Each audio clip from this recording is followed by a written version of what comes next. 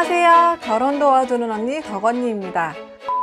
덕언니 채널에서는 나와 상대방을 이해하는데 도움이 될 만한 성격 유형 MBTI와 행동 유형 디스크 시리즈를 진행하고 있는데요.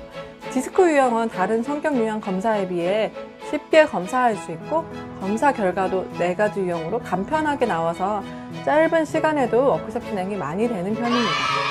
제가 강의를 나가고 있는 서울시 예비부부 교실에서는 가장 첫 번째 시간에 디스크를 통하여 서로를 알아가는 시간을 가진다고 말씀드렸었죠. 6월 둘째 주 토요일 금천구 예비부부 교실, 9월 첫째 주 토요일 동작구 예비부부 교실에서 제가 디스크 강의를 진행하게 됩니다. 그때 뵙게 될 예비부부분들이 지금 이 영상을 보고 계실지 궁금하네요. 지난 영상에서는 외향적이고 관계지향적인 사교형에 대해 말씀드렸는데요. 슬기로운 의사생활에서는 최송아 교수가 전형적인 사교형의 모습을 보이고 있다고 말씀드렸어요. 사교형 친구가 있다는 구독자분의 제보로는 카톡 프로필 자체가 많이 바뀐다고 하더라고요. 저도 생각해보니까 예쁘고 감성적인 사진들로 가득한 프로필을 가지고 있는 친구는 단연 사교형이 맞는 것 같아요. 주도형이나 신중형 같이 업무 중심적인 사람들에게는 카톡 프로필에 큰 의미를 부여하지 않거나 1년 내내 바뀌지 않는 경우도 많았고요. 여러분의 카톡 프로필은 자주 바뀌는 편이신가요? 오늘은 외향적이고 관계지향적인 사교형과는 정반대 유형인 내향적이고 업무 중심적인 신중형에 대해 이야기해보려고 합니다. 신중형은 어떤 행동 패턴을 가진 유형일까요? 신중형은 완벽함을 추구하고 보수적이며 일중심적이고 다른 유형에 비해 상대적으로 까칠한 편이고 논리적이고 계산적인 행동 패턴을 보입니다. 그렇다면 신중형의 외모는 어떨까요? 주도형은 부리부리한 눈매와 큰 얼굴, 사교형은 초롱초롱한 눈빛과 얇은 입술, 둥글둥글한 얼굴이 특징적이라고 말씀드렸는데요. 신중형은 이목구비가 안으로 약간 몰려있는 경향이 있고 질서정연하게 조직되어 있어서 미남, 미녀가 많다고 합니다. 전체적으로 깔끔한 인상을 주는 편이고 입이 작고 눈매가 차가운 편입니다. 이들은 밖에 잘 안 나가는 편이라 얼굴도 흰 편이라고 하네요. 슬기로운 의사생활로 넘어가 볼까요? 극 중에서 얼굴이 희고 이목구비가 몰려있으며 깔끔하고 차가운 인상을 주는 주인공 떠오르시나요? 저는 바로 한 사람이 딱 나오더라고요. 바로 정경우 씨가 배역을 맡은 김준환 교수입니다. 사교형인 최송아 교수와 마찬가지로 김준환 교수 역시 어쩜 이렇게 신중형일까 하면서 재미있게 봤는데요. 환자에게 수술이 잘 될 거다라는 위로하는 말이라던가 안심시키는 말보다는 늘 최악의 경우를 먼저 말하는 편입니다. 수술 결과가 좋게 나왔음에도 불구하고 수술이 잘 됐다는 이야기보다는 이후에 생길 수 있는 최악의 재발 경우와 앞으로 주의해야 할 점이라던가 끝도 없는 부정적인 이야기들을 다 한 후에 맨 마지막에 수술은 잘 됐습니다 라고 딱 결론을 한마디 하는 유형입니다. 김준환 교수의 환자와 보호자들은 어떤 상황에서도 안심할 수 없고 걱정과 염려 상태에 있는 것이죠.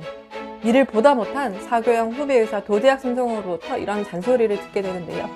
교수님, 제발 수술이 잘 됐으면 잘 됐다고 두갈슈구를 먼저 환자를 안심시켜놓고 다음에 주의사항이나 당부사항은 말씀드려도 되잖아요. 라는 핀잔을 듣게 되는 것이죠. 신중형의 배우자나 주변 사람을 두신 분들 이해 공감이 되실지 모르겠어요. 율제병원의 사탄이라는 별명을 가지고 있을 만큼 김준환 교수는 환자나 보호자에게 까칠하고 냉철한 모습을 보이지만 신중형의 근본적인 마음에는 의협심과 측은지심이 있습니다. 그런 김준환 교수에게 내 딸이 3일 뒤에 결혼식이라 수술을 미뤄달라는 환자가 있었는데요. 일생일 때 한 번이는 딸의 결혼식을 가고 싶다는 환자의 간절한 부탁을 단칼에 거절하면서 결국 그 딸은 아빠 없이 결혼을 하게 되었습니다. 그렇게 환자의 부탁을 냉정하게 거절하면서도 환자분의 딸의 결혼식에 직접 가서 축하를 전하는 신중형만에 드러나지 않는 사려 깊은 모습도 볼 수 있었습니다. 겉으로는 까칠하게 대하지만 속으로는 환자의 생명에 대한 책임감이 있고 생명을 지켜주지 못한 환자의 장례식에도 꼭 참석하는 모습을 보입니다.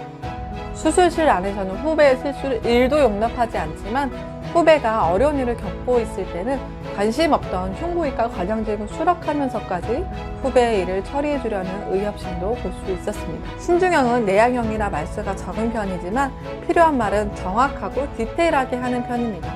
때로는 상대에게 필요한 정보라고 생각되거나 본인이 중요하다고 생각되는 말은 TMI가 되는 경우도 있습니다. 슬기로운 의사생활에서 김준영 교수가 어린이인 환자 부모님에게 약 복용법을 알려주는데, 부모님은 아이 약을 평소에도 많이 먹이고 있기 때문에 처방만 받고 나가려는 부모를 잡고 약의 성분부터 유의사항, 먹으면 안 되는 음식과 복용 시 아이의 자세까지도 약사도 잘 해주지 않는 투머치 인포메이션을 얘기해주는 장면에서도 신중형의 면모가 드러났습니다. 신중형의 카톡 프로필이 셀카인 경우는 거의 드뭅니다. 차라리 동물이나 꽃, 자연과 같은 프로필이 많다고 하는데 정말 신중형 분들의 프로필 궁금하네요. 일단 잘 바뀌지 않거나 아예 프로필 사진 자체가 없을 것 같긴 합니다. 신중형은 디스코 유형 중 가장 기분이 높은 유형이기 때문에 이들은 업무적으로 탁월한 면을 보이지만 정작 자신은 늘 만족하지 못해 우울하거나 부정적인 에너지가 많은 편입니다.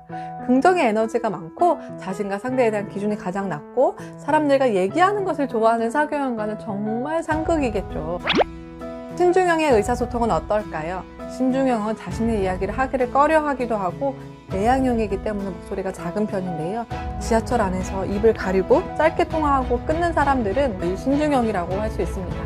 주도형은 무슨 얘기든 크게 하는 경향이고, 사교형은 탈 때부터 내릴 때까지 쉬지 않고 통화하는 유형이겠죠. 신중형은 필요한 말만 간단하게 의사소통을 하기 때문에 무뚝뚝하거나 차가운 인상을 줄 수 있는데요. 이들의 성격이 그런 것도 있겠지만 신중형의 우선순위는 항상 업무에 대한 객관적이고 디테일한 정보이기 때문입니다. 같은 말을 하더라도 사교형처럼 미사여구를 붙이거나 주도형처럼 과장되게 말하는 것이 아니라 간결한 팩트 위주로 말하기 때문이죠. 다른 유형이 신중형을 대할 때는 어떻게 대하면 좋을까요? 신중형은 일이나 업무에 관해서는 디테일하게 모든 것을 알고 싶어하는 유형인데요. 이들은 한번 이해하면 그 분야에 대해 완벽하고 전문성을 터득할 수 있기 때문에 이들에게는 참을성을 가지고 차분하게 논리적이면서 세세하게 알려줘야 합니다. 또 신중형 분들은 한마디라도 허투루 듣지 않고 의미를 부여하거나 깊이 생각하는 유형이기 때문에 신중형에게 말을 할 때는 좀 더 객관적인 근거와 수치화된 자료들을 가지고 차분하고 진실되게 이야기한다면 신중형이 이야기를 잘 받아들여 줄 것입니다. 사교형 분들이 신중형을 대할 때는 특유의 친근함과 스킨십을 이용해서 둘이 무술에게 얘기하기보다는 정리된 장소에서 논리를 가지고 스킨십을 자제하면서 평소보다 톤 다운된 목소리로 말하는 것이 신중형을 배려하는 방법이겠죠. 주도형들은 너무 강압적으로 신중형을 푸시하거나 버럭하는 큰 소리를 주의해야 합니다. 신중형의 사고 구조는 다른 유형에 비해 전혀 다른 구조이기 때문에 신속하게 행동하지 못한다고 해서 비난하게 되면 신중형의 씹기가 불편하게 되겠죠. 신중형은 팔짱을 끼거나 입을 다물면서 특유의 불평, 불만의 중얼거림으로 스트레스를 표현하게 됩니다. 그렇다면 신중형은 어떤 점을 노력하면 좋을까요? 자신이나 상대의 기준이 높은 편인 신중형은 늘 만족하지 못하는 상태에 있다고 생각하기 때문에 부정적인 에너지와 언어 표현이 많은 편인데요. 이들은 의식적으로 긍정적인 표현을 쓰려고 애써야 합니다. 긍정적인 표현은 감사하는 마음에서 나올 수 있겠죠. 신중형에게 좋은 습관은 매일 감사일기나 감사 표현을 하나씩 말해보는 것입니다. 너는 왜 이거밖에 못하니? 왜 난 이 정도밖에 안 될까? 나는 부정적인 언어보다는 이만하면 어때? 그게 어디야? 잘했어. 훌륭해야 같은 칭찬과 자기 격려 연습을 추천드립니다. 또 신중형은 인간관계 폭이 좁은 편인데요. 그들의 기준이나 예의에 조금이라도 어긋나면 그 좁은 관계마저 틀어지기 쉽습니다.